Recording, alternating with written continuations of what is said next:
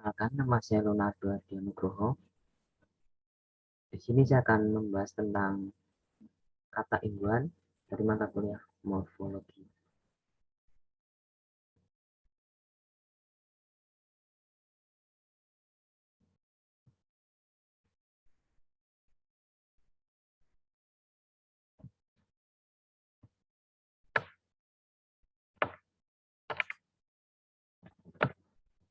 Yang pertama, proses pengimbuhan dalam bahasa.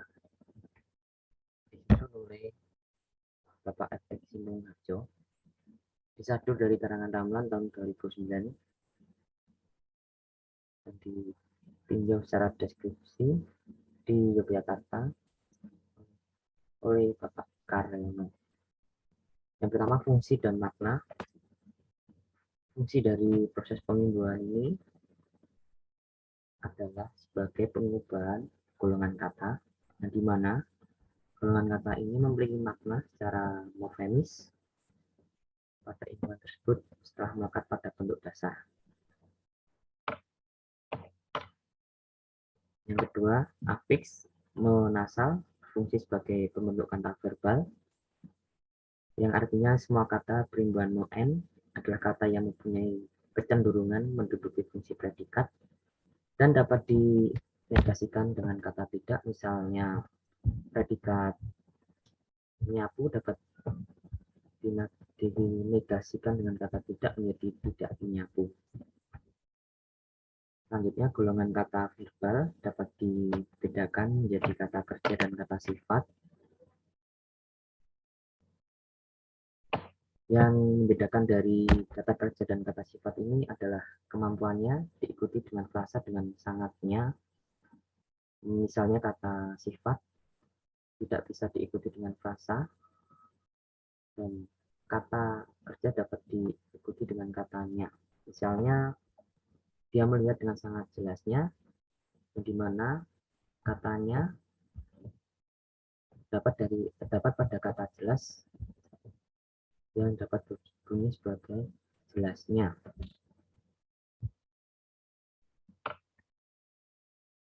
Kelas kata yang diikuti dari kata imbuhan ini adalah imbuhan menasal dapat diikuti oleh pokok kata, kelas kata verbal, kata kerja, nominal, dan golongan lain.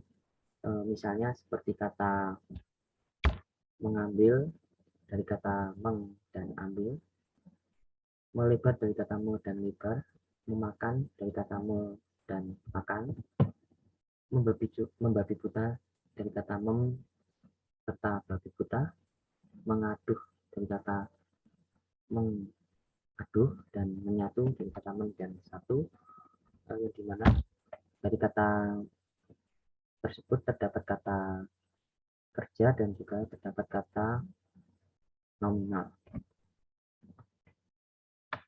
Imbuhan menasal ini bergabung dengan pokok kata yang bermakna suatu perbuatan yang aktif dan transitif.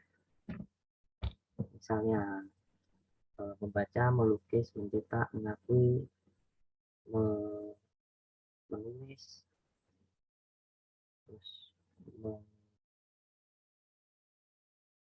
menyapu. Itu merupakan kata yang memiliki makna, yaitu melakukan suatu perbuatan yang aktif dan transitif. Selanjutnya, kata imbuhan apabila digabung dengan kata sifat memiliki makna suatu keadaan. Misalnya mengkhawatirkan, membesar, menyampingkan, dan dari kata tersebut merupakan kata yang kata sifat yang memiliki makna. Selanjutnya, apabila digabung dengan kata nominal memiliki makna memakai apa yang tersebut pada kata dasar, seperti mencangkul dari kata dasar cangkul, serta menggunting dari kata dasar gunting, menyapu dari kata dasarnya men dan sapu. berlaku atau menjadi seperti yang dibentuk pada kata dasar, misalnya membujang, mengabdi, menggambar, yang berasal dari bentuk kata dasar meng plus gambar jadi menggambar.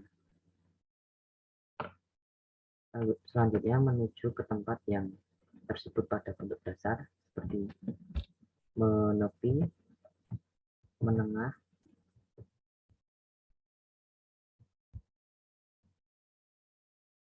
terus membuat apa yang tersebut pada bentuk dasar seperti menggulai, dari kata meng plus gulai.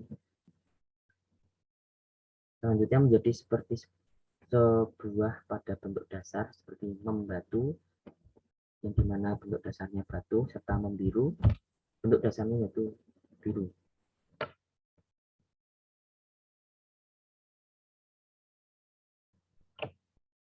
Selanjutnya kata imbuhan ini dapat berlaku pada tindakan yang berhubungan dengan apa yang tersebut pada bentuk dasar. Misalnya kata marah, menyendiri, mengantuk merupakan suatu keadaan.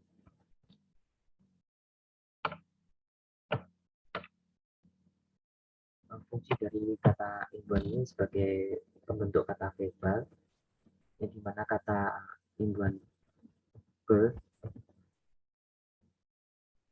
memiliki kecenderungan memiliki fungsi predikat dan dapat dinegasikan dengan kata tidak. Misalnya predikat menggambar dapat dinegasikan menjadi tidak, sehingga menghasilkan kalimat tidak menggambar. Selanjutnya kata kelas yang diikuti. Sama imbuhan ber dapat diikuti dengan pokok kata, kata sifat, kata bilangan, kata nominal. Misalnya bersatu, berdua, bergerak, bersenang-senang, bersukaria, berdansa, dan itu semua merupakan contoh kata yang diikuti dengan kata sifat, kata bilangan, serta kata nominal. Terus imbuhan ber dapat menyatakan suatu perbuatan yang aktif, misalnya berangkat, berantem,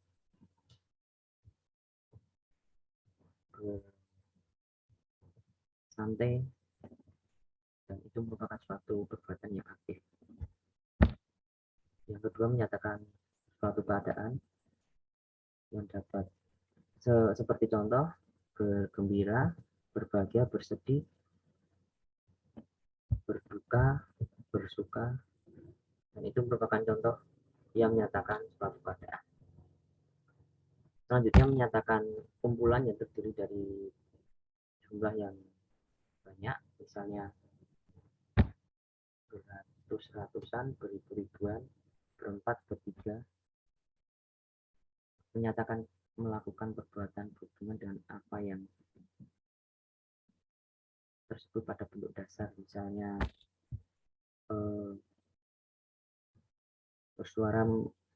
bersuara yang berarti mengeluarkan suara, berladang yang mengartikan mengusahakan, serta bertamu dapat dijadikan sebagai bentuk dasar menjadi.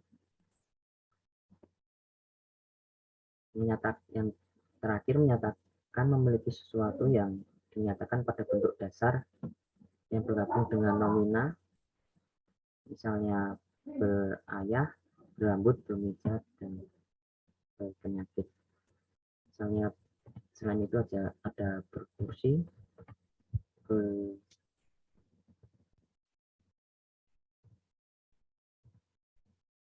bergerak,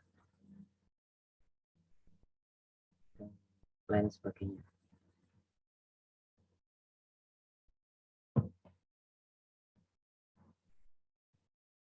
Demikian apa yang saya sampaikan. Terima kasih.